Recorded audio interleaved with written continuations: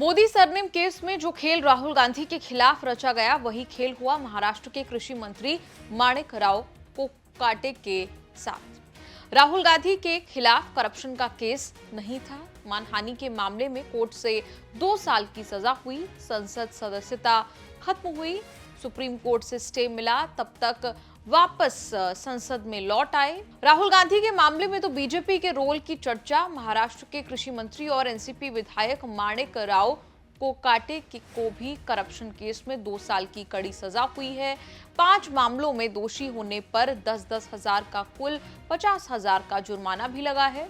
सजा के साथ कोकाटे को जमानत मिल गई है। कोकाटे ने राहत पाने के लिए बॉम्बे हाईकोर्ट का दरवाजा खटखटा दिया है। अगर बड़ी अदालत से राहत नहीं मिली तो कोकाटे का सब कुछ छिन जाएगा, जेल जाना पड़ेगा, वो अलग। म्हाडा को आदेश हुआ है कि जो फ्लैट अलॉट हुए थे उनको कैंसिल किया जाए।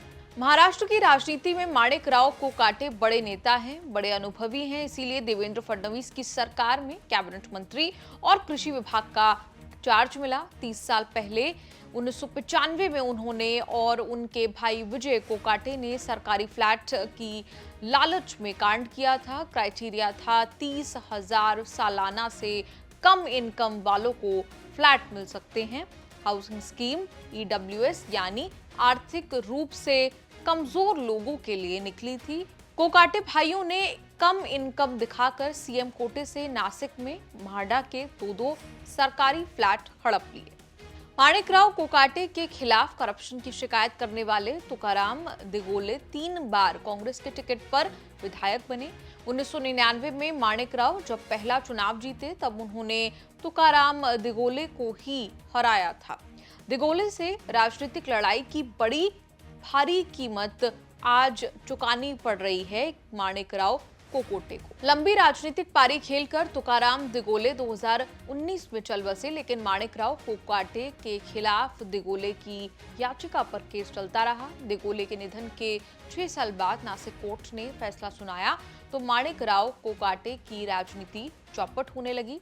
कोकोटे को बड़ी अदालत से राहत नहीं मिली तो महाराष्ट्र सरकार में कैबिनेट मंत्री का पद भी जाएगा, विधानसभा सदस्यता भी जाएगी, 2 साल की जेल भी होगी और सजा के बाद जेल से निकलने से अगले 6 साल तक चुनाव भी नहीं लड़ सकेंगे।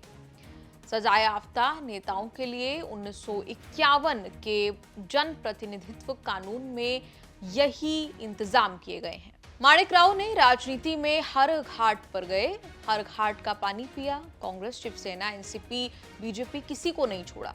टोपी घुमाते रहे तो 30 साल से राजनीति खूब चमकती रही।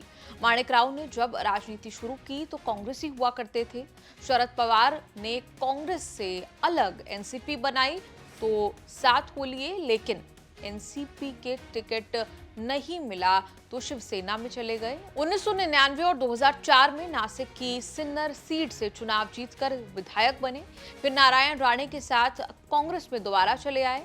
2009 में कांग्रेस के टिकट पर चुनाव जीते। 2014 में बीजेपी ज्वाइन कर ली, लेकिन वो हार गए। 2019 के लोकसभा चुनाव नासिक से वो निर्दलीय लड़े, तब भी वो हार गए। तब एनसीपी में शामिल होकर चौथी बार चुनाव जीते। 2024 में भी एनसीपी के टिकट पर लड़कर 5वीं बार विधायक बने। देवेंद्र फडणवीस की सरकार बनी तो अजित पवार ने कृषि मंत्री बनवा दिया। महाराष्ट्र में अजित पवार के लिए दूसरा झटका है। माणिकराव से पहले धनंजय मुंडे हत्या केस में फंसे हैं। मुंडे मंत्री रहेंगे या नहीं, इसकी अटकलों के बीच माणिकराव कोकाटे का भी मंत्री पद जाने वाला है। ये सब तभी रुक सकता है जब किसी अदालत से सजा पर स्टे लगे या वो बेगुनाह करार दिए जाए। धनंजय मुंडे बीड़ के सरपंच संतोष देशमुख की हत्या केस में फंसे हैं। अपने करीबी वाल्मीकि कराड के गिरफ्तार होने से मुंडे तक आंच आई है। अभी तक सीएम फडणवीस ने मुंडे के मंत्री पद को लेकर फैसला नहीं किया। अब नया झमेला कोकाटे का सामने आ गया है। इस पूरी रिपोर्ट पर आपका क्या कुछ कहना है, आप कमेंट्स में लिखकर अपनी राय जरूर दें और देखते रहिए न्यूज़ तक।